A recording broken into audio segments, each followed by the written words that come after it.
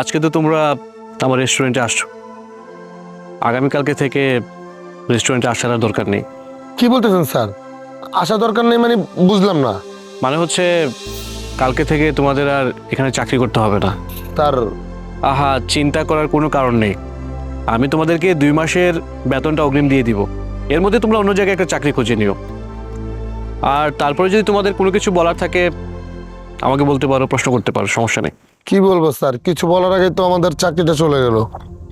এখন কেন গেল, কি জন্য গেল সেটাই তো জানতে পারলাম না। দেখো, তোমরা তো একটা বিষয় জানো যে আমার ওয়াইফের সাথে আমার ডিভোর্সি একটা ঝামেলা চলতেছে। আসলে এই ঝামেলাটা শেষ করতে গেলে আমার অনেকগুলো টাকার প্রয়োজন, প্রায় 10 লাখ টাকার মতো। আর তোমরা এটাও জানো যে আমার কোনো বাড়ি গাড়ি এক্সট্রা কোনো সম্পত্তি নাই যে সেটা বিক্রি করে আমি সেই ঝামেলাটা মিট করব। থাকার মধ্যে আমার একমাত্র এই রেস্টুরেন্টটাই আছে। এজন্য আসলে এই রেস্টুরেন্টটা বিক্রি করা ছাড়া আমার আর কোনো উপায় নেই। আর এই জন্য আমি আসলে এই সিদ্ধান্তটা নিয়েছি।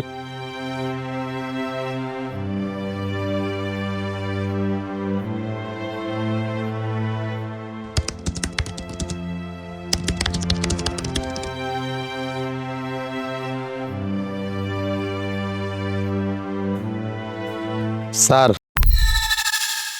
আরে তুমি আসো আসো, ওই পাশে আসো। বসো বসো। তো শাহাদাত, কি অবস্থা, কেমন আছো, দিনকাল কেমন যাচ্ছে? জি স্যার, আলহামদুলিল্লাহ ভালো আছি। আপনার কি অবস্থা স্যার? হ্যাঁ আছি, আলহামদুলিল্লাহ ভালোই আছি। রেস্টুরেন্টটা বন্ধ হওয়ার পরে এই যে ছোট্ট চা দোকানটা দিয়েছি, এখন মোটামুটি আলহামদুলিল্লাহ ভালোই চলছে। তা তোমাদের কি অবস্থা, কি করতেছো তুমি এখন? স্যার আছি, ভালো আছি। এদিকে আসছিলাম একটা কাজে স্যার, যাওয়ার সময় আপনাকে দেখতে পেয়ে এখানে আসলাম। এখন স্যার আপনার কাছে আমি একটা কাজ চাই, আপনি আমাকে একটা কাজ দেন।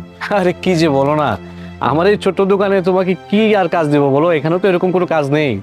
স্যার আমি দেখছি আপনি একাই চা বানান, একাই আবার চা দিয়ে আসেন। আমি বুঝতে পারছি যে আপনার এখানে একটা স্টাফ দরকার। হ্যাঁ ঠিক আছে, তুমি দেখছো যে আমি দোকানের সব কাজ করতেছি, কিন্তু দেখো আমার এই দোকানে যে একজন স্টাফ রাখবো আর সেই স্টাফের যে বেতন সেটা দেওয়া আসলে আমার পক্ষে সম্ভব না। স্যার আপনি যা দেন তাতেই আমার চলবে স্যার। হ্যাঁ, যদি না দিতে পারি? না দিতে পারলেও চলবে স্যার। সাদাত, আবেগ দিয়ে মানুষের জীবন চলে না। তোমারও তো একটা পেট আছে, সংসার আছে। তোমাকে যদি আমি বেতন না দিই তুমি চলবে কিভাবে বলো? স্যার আপনার ওইখানে যখন আমি চাকরি করতাম, আপনি তো শুনছিলেন আমার একটা জমি বেচার কথা চলতেছিল।